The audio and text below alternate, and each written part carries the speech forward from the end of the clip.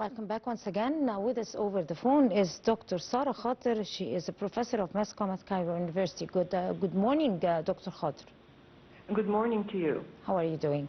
So, of course, the electoral process have wrapped up its activities after 2 days here in Egypt that included 20 constituencies and also 7 governorates. How do you assess the whole process after the rerun in some of the ballots that was annulled by the National Authority, Supreme Authority for Elections? I think this year we're having a different type of elections. The elections are more transparent and they are more accurate. More people are encouraged to vote. I think we're about to witness different maybe motivations among different people, different Egyptians within Egypt and abroad as well, to participate in the coming period in building Egypt. Right. And in other words, we can say that the Egyptian administration is focusing with intensity, and it has an intense focus over the neutrality and the equal opportunities and the transparency of the election. It was very obvious to the whole world. Well, yes, exactly. And I think that after the National Elections Authority has cancelled like 19 districts in the first phase of the elections, I think that this reflects how transparent and how the Egyptian state cares about having a transparent process. This is why more people have been encouraged to participate in the second phase as well. Right. Now, let's talk about the turnout, which is, of course, the result of any electoral process. Now, the electoral process and voting in general depends on like 5 more elements or 4.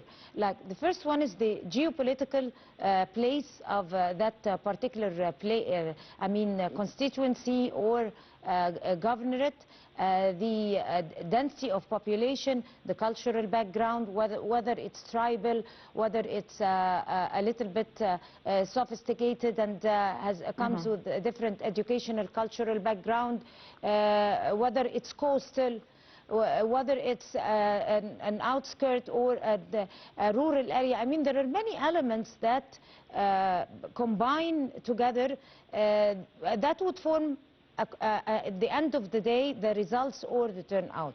How do you weigh the turnout of this phase of the electoral process? Well, I think we have a better turnout this time because even with more people heading to polling... the polling stations. Yes, the polling stations. I think we have people who are more care this time to participate in the process. We have more people who care about a fair representation in the parliamentary elections and fair representations of their voices. Maybe we have more awareness, maybe we have people who are more educated about the whole process and they are aware of the importance of the role of parliamentary members. So other elements that are also involved heavily and included is the different ministries, like the Ministry of Interior, like the civil society, like observance, international observance maybe, like the special facilities for people with determination, for the elderly and all that, the Ministry of Solidarity also. There are other ministries that have had a huge share in elections every year and especially this year. So how do you assess the facilities by those sectors? Was it satisfactory to the civilians and the people who went to the ballots to cast their votes? Well, I think the coordination between different ministries and the Ministry of Foreign Affairs as well Foreign affairs, it was for the people abroad. For the elections abroad. No, yes, we're talking exactly. about the elections that took place yesterday, 2 days. Yes, yes. I totally agree that the coordination between all the ministries was very important in the success of the process. We're talking about a huge event in Egypt's current era, and a huge event that will affect Egypt's future. So by coordinating all their efforts and by allowing everyone to participate in a safe and secure process, and not just that, by integrating everyone and giving them the right and power to cast their votes, like you said, like people with special needs, I think we have a more integrated society who cares more about the future of their country. So I think this was very important to reflect how the elections matter in our country. Right. You are a professor of mass comm in university, and you're teaching mass comm to youth.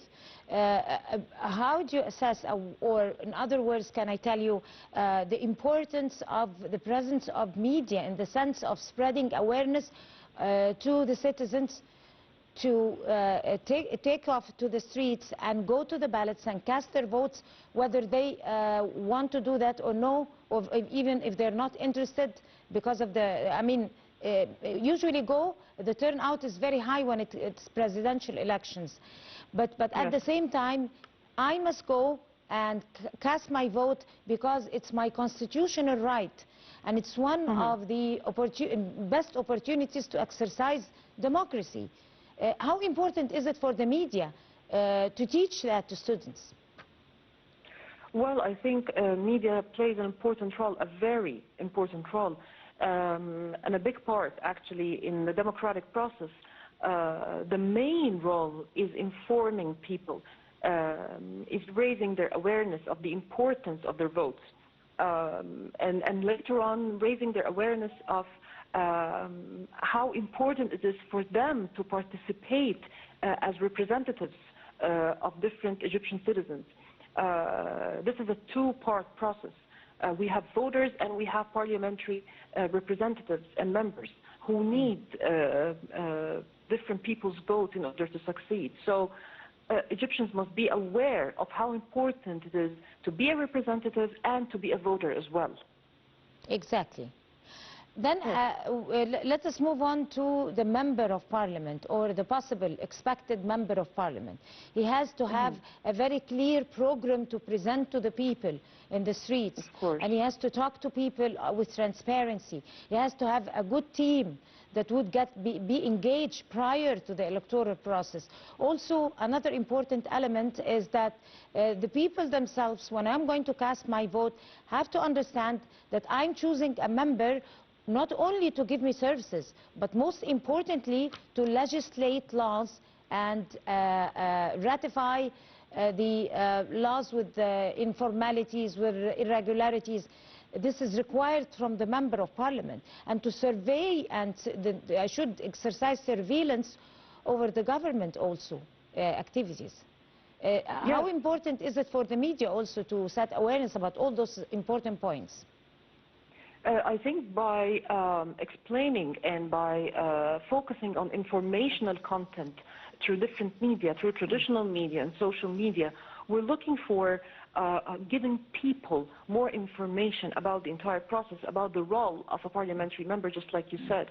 We're looking for, like I said, informational content that stresses on the fact that representatives in the parliament, they are actually concerned with voicing the local concerns in the parliament, with being or transferring or reflecting the voices of the people, their problems, their challenges, if they're facing any challenges. They're actually also, they play a role in the surveillance of the government and in holding different authorities accountable. And this is very important for ensuring a smooth democratic process. Right. The end of the day, Dr. Sara Khater, you are a mass comm professor in university. Thank you so much for talking to us in the Breakfast Show, and we're going to go to a short break and we'll come to continue the Breakfast Show, so stay with us.